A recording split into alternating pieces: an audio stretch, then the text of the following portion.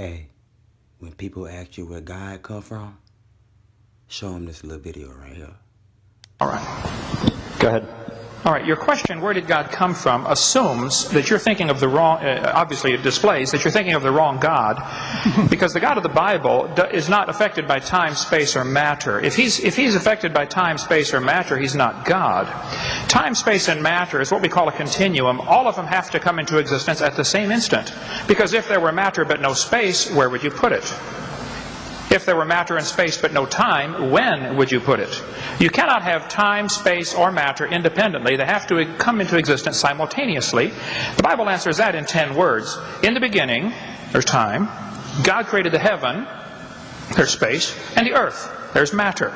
So you have time, space, matter created, a trinity of trinities there. Just, time is past, present, future. Space has length, width, height. Matter has solid, liquid, gas. You have a trinity of trinities created instantaneously. And the God who created them has to be outside of them.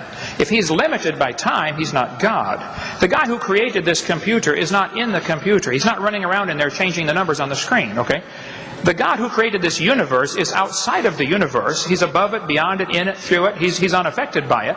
So the concept that a spiritual force cannot have any effect on a material body, well then I guess you'd have to explain to me things like emotions and love and hatred and envy and jealousy and rationality. I mean, if your brain is just a random collection of chemicals that formed by chance over billions of years, how on earth can you trust your own reasoning processes and the thoughts that you think?